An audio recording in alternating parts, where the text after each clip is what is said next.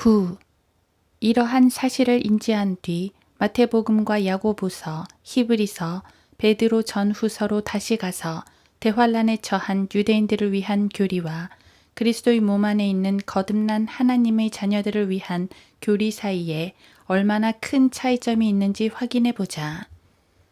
이 문제를 다루기 이전에 잠시 계시록을 언급해야겠다. 교회가 휴거된 이후에 이 땅에서 일어날 일들을 다루는 성경의 마지막 책인 계시록의 4장부터 12장까지 또 13장부터 20장까지 그 어디에도 교회는 등장하지 않는다. 다시 말하면 교회는 환란 때 지상에 남아있지 않은 것이다. 계시록에서 우리는 믿음과 함께 행위가 있어야 구원받는 사람들을 발견할 수 있다. 계시록 12장 17절을 보자. 그러자 그 용이 여인에게 분노하여 여인의 씨 가운데 남은 자들, 즉 하나님의 계명들을 지키며 예수 그리스도의 증거를 가진 자들과 싸우려고 나가더라. 누가 하나님의 계명들을 지킨다고 말씀하는가? 씨 가운데 남은 자들이다. 또 이 씨 가운데 남은 자들은 예수 그리스도의 증거를 가진 자들이다. 성경대로 믿는 설교자치고 계시록 12장 17절에서 말하는 이 여인이 누구인지 모르는 사람은 없다. 12장 1, 2절에 설명된 이 여인은 이스라엘이며 창세기 37장이 이를 설명해 준다. 성경은 스스로 해석한다. 사사로운 성경 해석자인 로마 카톨릭은 이 여인이 교회 또는 마리아라고 주장하지만 12장 1에서 6절을 읽어보면 그 주장은 말도 안 된다는 것을 쉽게 알 수 있다. 계시록 12장 1에서 6절에서 이 여인은 광야로 도망하여 그곳에서 하나님의 손에서 3년 반 동안 양육받는다. 이 여인은 자녀들을 가지고 있는데 환란 때 마귀는 이 여인의 자녀들과 전쟁을 한다. 그녀의 자녀들은 믿음으로 말미암아 은혜로 구원받지 않는다. 다시 말해 그들은 회심한 그리스도인이 아니라는 말이다. 그들은 예수의 증거를 가지고 하나님의 계명들을 지키는 사람들이다. 예수 그리스도의 증거가 무엇인지는 계시록에 명백히 설명되어 있으므로 로마 카톨릭처럼 사사로운 해석을 할 필요가 전혀 없다. 성경은 성경 스스로가 해석하고 있다. 계시록 19장 10절은 예수의 증거가 예언의 영이라고 말씀하시는데 이 여인의 자녀들은 예수 그리스도의 증거를 가진 사람들이다. 또 계시록 14장 12절은 이렇게 말씀한다.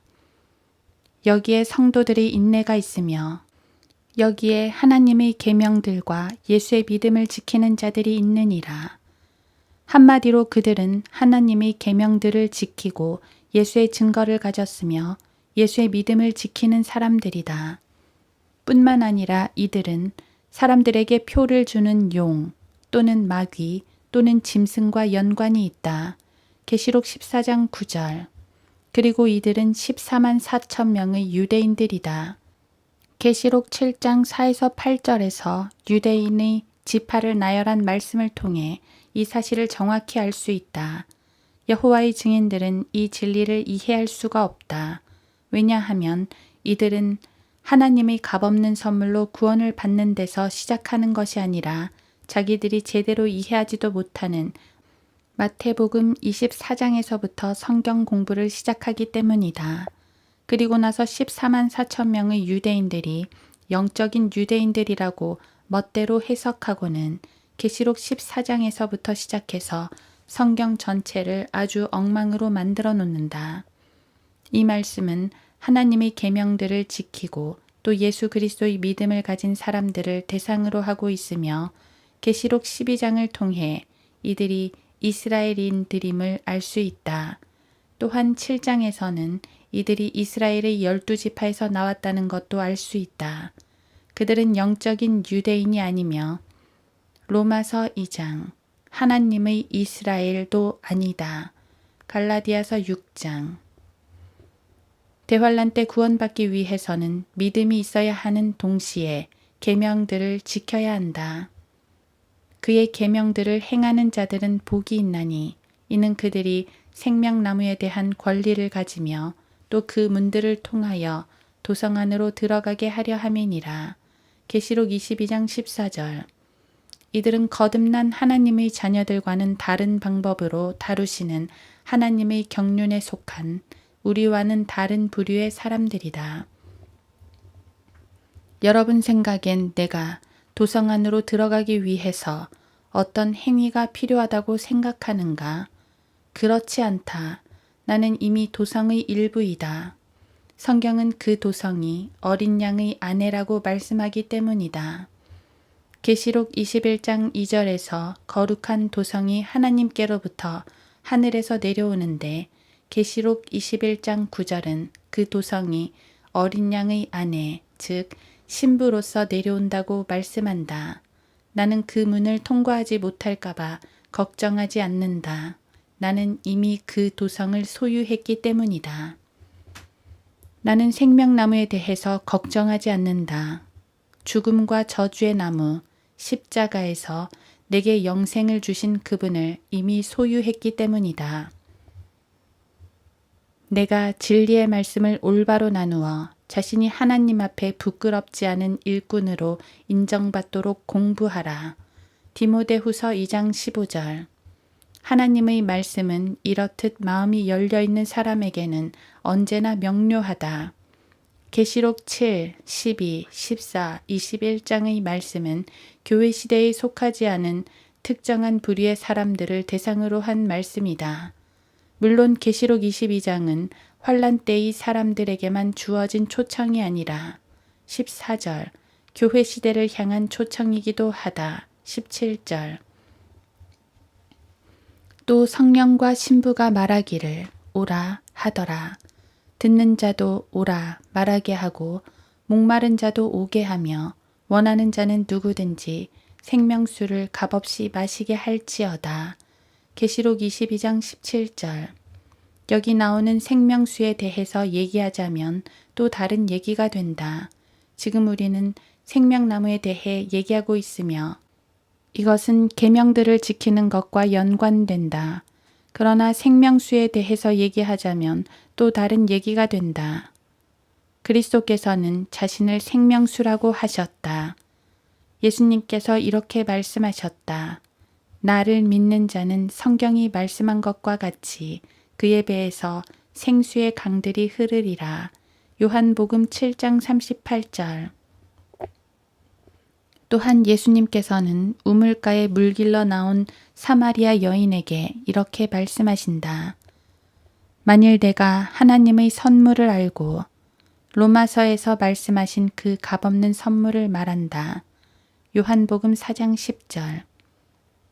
주님은 계속해서 말씀하신다. 예수께서 대답하여 그녀에게 말씀하시기를 이 물을 마시는 사람은 누구든지 다시 목마르려니와 내가 주는 물을 마시는 사람은 누구든지 영원히 목마르지 아니하리라. 그러나 내가 그에게 주는 물은 그 사람 안에서 영원한 생명으로 솟아오르는 샘물이 되리라고 하시니라. 요한복음 4장 13에서 14절. 요약하면 예수의 믿음을 가진 동시에 하나님의 계명들을 지키는 사람들은 생명나무를 통해 영생을 얻는 대환란 때의 유대인들을 말한다. 그러나 누구든지 생명수를 값없이 마시라는 말씀은 죄인들을 향한 그리스도의 신부의 초청인 것이다. 지금 이 책을 읽고 있는 당신은 값없이 주시는 이 생명수를 마셔본 적이 있는가? 우리는 믿음과 행위를 통해 구원받는다고 말하는 구절들을 살펴보았다. 그런 구절들은 특히 계시록에서 자주 등장한다. 계시록 14장에는 죄인들을 위해서 그리스도께서 죽으신 사실이 더 이상 기쁜 소식이 아님을 알 수 있다. 또 내가 보니 다른 천사가 하늘 한가운데로 날아가는데 그가 땅에 사는 자들과 모든 민족과 족속과 언어와 백성에게 전할 영원한 복음을 가지고 큰 음성으로 말하기를 하나님을 두려워하며 그분께 영광을 돌리라. 이는 그분의 심판의 때가 이르렀음이라. 하늘과 땅과 바다와 물의 원천들을 지으신 그분께 경배드리라고 하더라. 요한계시록 14장 6, 7절. 이것이 우리가 알고 있는 십자가의 복음인가? 이것은 바울이 전하는 그 복음이 아니다. 바울은 누구든지 너희가 받은 것 외에 어떤 다른 복음을 전한다면 그는 저주를 받으리라 고 말했다. 갈라디아서 1장 9절. 사실 바울은 그러나 우리뿐만 아니라 하늘에서 온 천사라도 우리가 너희에게 전한 것 외에 어떤 다른 복음을 전한다면 그는 저주를 받으리라고 말했다.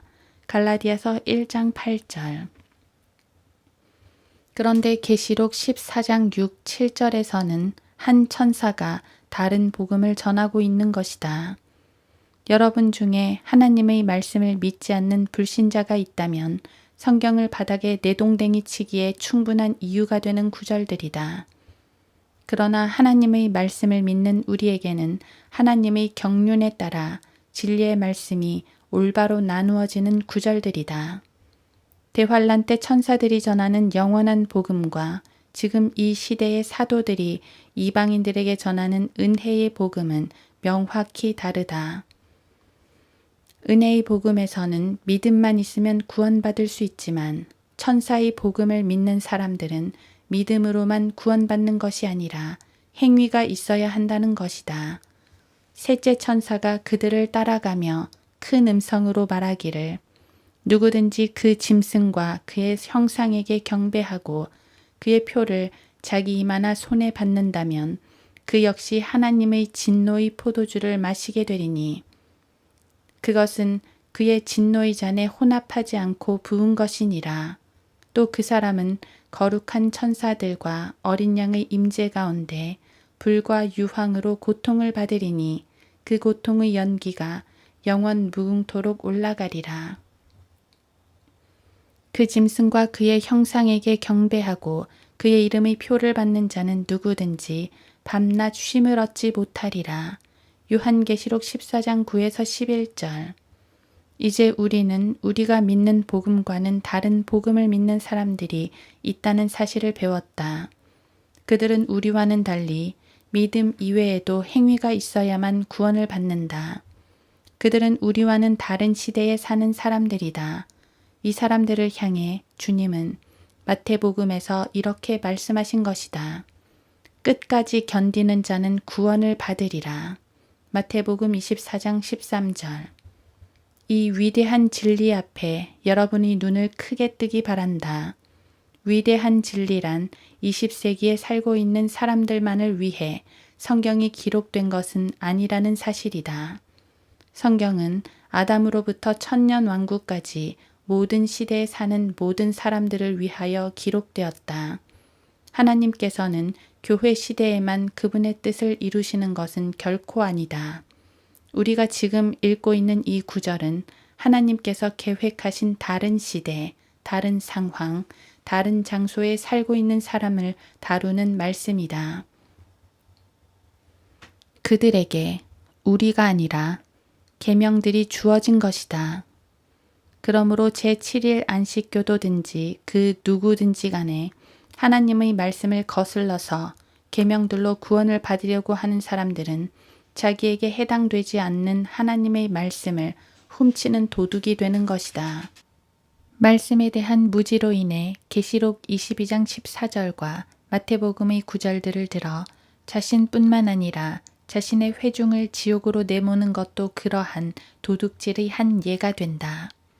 그 가운데는 깨닫기 어려운 것이 있어 무식한 자들과 견고하지 못한 자들이 다른 성경들처럼 억지로 풀다가 스스로 멸망에 이르느니라.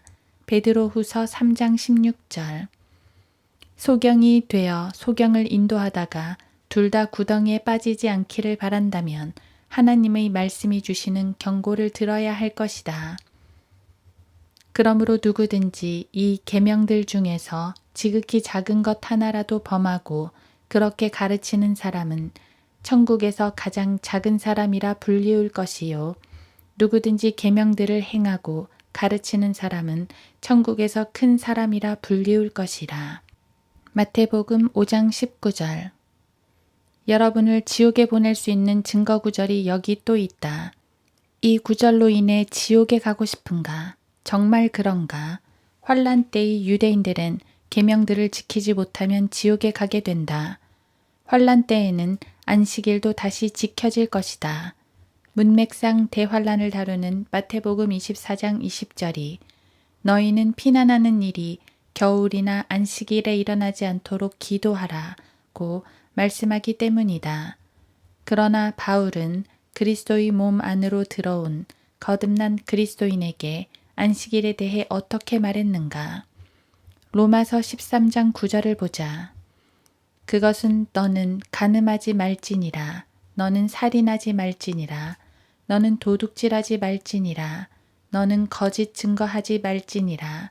너는 탐내지 말지니라 한 것과 그 외에 다른 계명이 있을지라도 너는 내 이웃을 내 자신과 같이 사랑하라는 말씀 가운데 다 들어 있음이라. 바울은 안식일을 언급하지 않았다. 그렇지만 예수님께서는 계명을 하나라도 범하면 천국에서는 가장 작은 자가 된다고 말씀하셨단 말입니다. 라고 소리치지 말라. 만일 그렇다면 바울이 천국에서 가장 작은 자가 되어야 한다. 바울은 안식일을 가르치지 않았기 때문이다. 로마서 13장 9절은 계명들을 언급하지만 안식일에 관한 것은 생략됐다.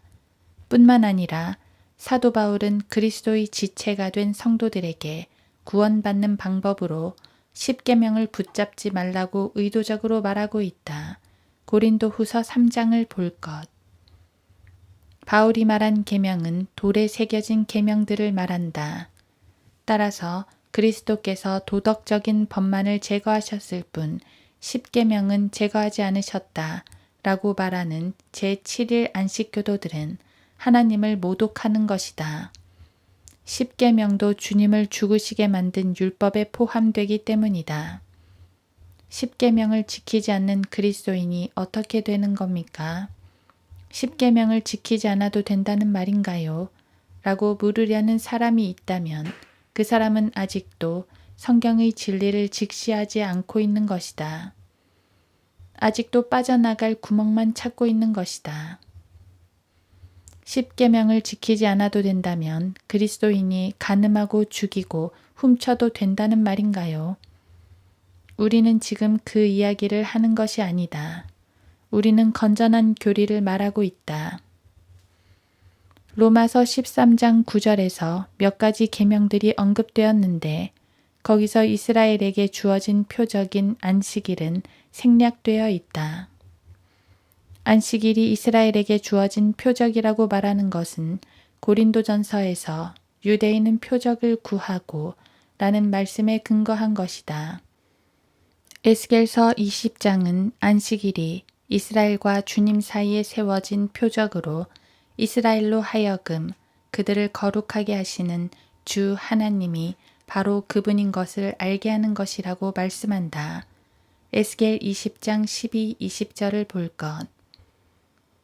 율법에 의지하여 의롭게 된다든지 지옥에 가기를 열망하지 않는 한 그리스도인을 마태복음 5장으로 밀어넣을 생각은 하지 말아야 한다. 우리가 이렇듯 진리를 외치는데도 너무나 많은 사람들이 잘못된 가르침을 따르고 있다. 그들은 진리를 사모하지 않는다. 그들은 말씀을 사모하지 않는다. 가려운 귀를 즐겁게 해줄 선생들을 많이 두리라. 또한 그들이 그들의 귀를 진리에서 돌이켜 허탄한 이야기로 돌리리라. 디모데후서 4장 3에서 4절.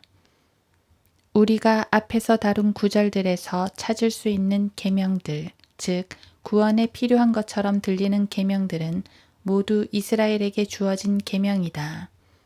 여러분은 이 진리를 놓치지 말기 바란다.